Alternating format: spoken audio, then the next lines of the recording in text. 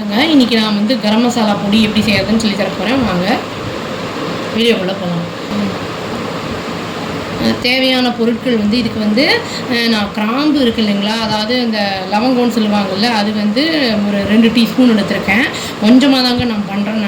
இது வந்து நான் மொத்தமாக பண்ணல, நான் அப்பப்போ அதை யூஸ் பண்ணுவேன், அவ்வளோதான்.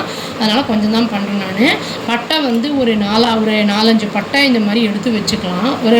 இந்த மாதிரி வந்து நல்லா நீளமாகவே இப்போ உங்களுக்கு கடையிலேயே கிடைக்கும். அப்புறம் வந்து ஏலக்காய் வந்து 1 டீஸ்பூன் எடுத்திருக்கேன் நான். சோம்பு, சீரகம் அதுவும் வந்து 2 ஒவ்வொரு டீஸ்பூன் எடுத்திருக்கேன். அப்புறம் தனியா வந்து ஒரு 3 டீஸ்பூன் எடுத்திருக்கேன். இப்போ என்ன பண்ணுறதுன்னு எடுத்து பார்க்கலாங்க. இப்போ வந்து அடுப்பை ஆன் பண்ணிவிட்டு நம்ம கடாயி வச்சிடலாங்க. எண்ணெயெல்லாம் இதில் ஊற்றக்கூடாது. நம்ம வந்து அடுத்து வந்து என்ன பண்ணுறதுன்னு சொல்கிறேன். ஆன் பண்ணி கடாயும் வச்சாச்சுங்க. நல்லா சூடும் ஆகிடுச்சு. இப்போ வந்து ஒவ்வொரு பொருளாக தனித்தனியாக போட்டு நம்ம ட்ரை ரோஸ்ட் பண்ணிக்கலாம். வாசனை வர வரைக்கும் தான் அதை பண்ணணும். ரொம்ப விட்டோன்னா கருகி போயிடும். சீக்கிரம் ஆச்சுங்க, அவ்வளோதான். இப்போ வந்து அடுத்த பொருளை போட்டுடலாம். இப்போ அடுத்து பட்டாயை போட்டுடலாங்க. இதுவும் கொஞ்சம் வந்து நல்லா வாசனை வரும், அது வரைக்கும் வறுத்துக்கலாம் எடுத்து. இப்போ தனியாக போட்டுடலாங்க. இதையும் லேசாக வறுத்து எடுத்துருவோம். நான் பட்டையை வந்து வறுத்து அதை நான் பவுலில் மாற்றிட்டேன். நான் கொஞ்சம் ஆற விடுறாங்க. சீரகம் 2த்தையும் போட்டுருங்க. இதையும் லேசாக வறுத்துடலாம். எண்ணெய் போட்டோன்னா ஒட்டிக்கும் ஒன்றோட ஒன்று. நம்ம வந்து ஸ்டோர் பண்ணுறதுனால வந்து ட்ரையாக தான் பண்ணணும்.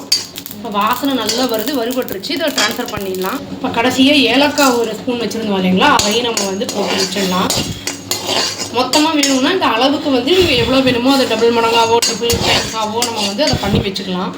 நான் வந்து வறுத்து வச்சதுனால ஒரு பிளேட்டு போட்டு விட்டுட்டேங்க. நல்லா ஆறிடுச்சு. இதை வந்து நம்ம பவுட்ரு பண்ணிக்கலாம். அது வந்து நம்ம நைஸாக பண்ணிக்கிட்டோம். அது வந்து அவங்கவுங்க விருப்பம். நான் வந்து நைஸாக பண்ண போகிறேன். யூஸ்வலாக கடையில் வாங்குறதுமே நல்லா நைஸாக தான் இருக்கும். அவ்வளோதாங்க. நம்ம டேஸ்டியான இது வந்து நம்ம வந்து குருமாக்கெல்லாம் போடுற கரம் மசாலா பொடி ரெடி ஆகிடுச்சு.